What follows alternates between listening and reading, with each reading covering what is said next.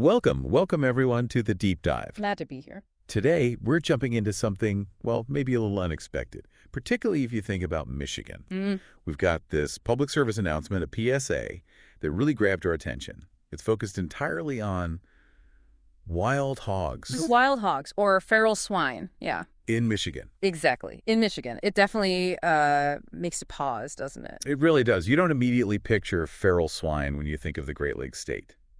So our mission today is pretty straightforward. We want to unpack why. Why is Michigan putting out such a, frankly, urgent message about these animals? What are the actual threats they're seeing? Yes. And maybe zoom out a bit. What does this whole situation tell us about invasive species generally? How quickly can things get, well, this serious? And the announcement hit some pretty varied dangers. It's not just one thing. Oh, definitely not. We're talking disease, we're talking environmental damage. It's quite a list. It's interesting how one animal, especially one that feels a bit out of place, can suddenly become this nexus for so many different concerns: public health, environment, agriculture. Yeah, and the PSA itself, it doesn't really mince words, does it? It's very direct. Not at all. It's pretty blunt. I mean, one of the first things it lays out, aimed right at hunters in Michigan, is it's legal to shoot wild hogs. And then right after that, There's no limit, and it's legal. They say it twice, almost. yeah, that phrasing alone, no limit, tells you quite a bit. Right. It signals this isn't just, managing a common animal. This feels like an emergency footing. It strongly suggests the state views this as a serious, maybe even escalating problem that needs immediate and quite decisive action.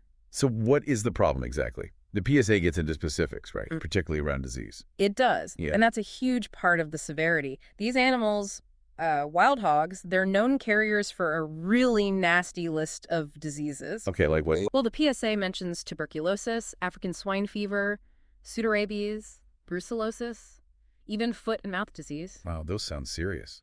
African swine fever, I've heard of that one, impacting pork industries elsewhere. Exactly. It's devastating for domestic pigs. Highly contagious, often fatal, no vaccine. It leads to huge economic losses. And pseudorabies. It sounds like rabies, but pseudo. Right. It's not true rabies, but it's bad news for other animals. It can actually kill dogs, cats, cattle, sheep. Yep. So it's a direct threat to pets and livestock, not just pigs. So these aren't just like minor pig illnesses. They can jump species. Precisely. And that's the major concern highlighted. The risk isn't confined to the wild hogs themselves. It can spill over into domestic livestock populations, which is a huge agricultural worry. And pets too, you said. And pets, yes, and even native wildlife. It becomes a much broader public health and animal health issue with potentially significant economic consequences, for farmers and ecological ones for native animals. That really broadens the threat level. It's not just a wild animal problem out in the woods. It could affect farms, homes. But the PSA makes it clear it's not only about disease, there's also the physical destruction they cause. Ah, yes. The rooting and tearing things up. Exactly. The announcement says they're destroying crops, sensitive natural areas, and lawns. Lawns too. So literally in people's backyards sometimes. Potentially, yes. But think about the scale for agriculture losing entire fields. That's a massive financial hit. And sensitive natural areas. What does that destruction look like? Well, their rooting behavior is incredibly disruptive. It's not just turning over dirt. They can damage native plant communities, increase soil erosion, pollute waterways with runoff, and wreck habitats that other, often more vulnerable native species rely on. So the ripple effect through the ecosystem. A significant one. They can fundamentally alter the landscape. Okay, so we have disease transmission, we have widespread physical damage from farmland to wild areas to maybe even lawns. But there was another aspect mentioned, wasn't there? Something about predation. Yes, that's right. It adds another dimension to their impact. The PSA states that wild hogs eat ground nesting birds and fawns. Whoa. So they're not just competing for food or wrecking habitat, they're actively hunting native animals. Correct.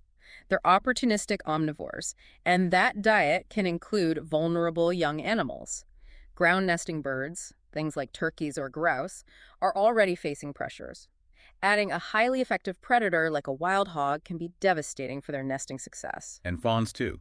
Young deer. Young deer, yes, which impacts the overall health and numbers of the deer population, an important species both ecologically and for recreation in Michigan. So they're disrupting the food web directly. Pretty significantly, yes. It shows they aren't just passively fitting in, they're actively reshaping the ecosystem. often to the detriment of native species. Okay, let's just recap what we've learned from this Michigan PSA then. It's quite a list. It really is. We've got serious disease risks: TB, African swine fever, pseudorabies, brucellosis, foot and mouth threatening livestock, pets, and wildlife. Mm-hmm.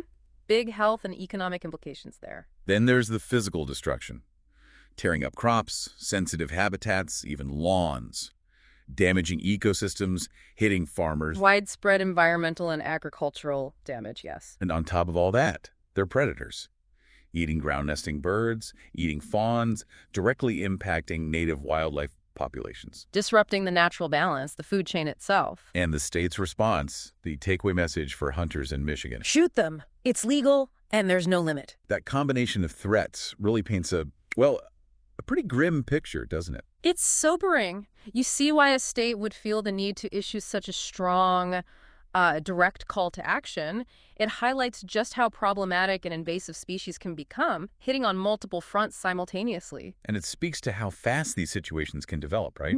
Invasive species often have that characteristic: they reproduce quickly, adapt easily. Exactly. They often arrive in a new place without their natural predators or diseases to keep them in check, and they can exploit resources very effectively. Right. Their populations can just explode, creating these huge management challenges. So for you listening to this, even if you're nowhere near Michigan, this whole situation with the wild hogs, it's a really potent example. Definitely. It shows how invasive species aren't just some abstract ecological concept. Yeah. They have real, tangible impacts. They can disrupt ecosystems, yeah, Right. but also economies, public health. And they can force authorities into taking pretty drastic measures. Which brings us to maybe a final thought to leave you with. When a state government puts out a notice essentially saying, citizens, please hunt this animal, Yeah. as many as you can, there's no limit, what does that really signify? It's a powerful statement. It really makes you think about the severity of ecological imbalance we can face, doesn't it? And the lengths societies might have to go to try and protect what's native or protect our health and our livelihoods.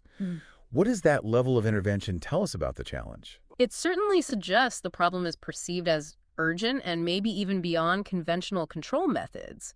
It's a stark indicator of ecological distress. Something to definitely mull over.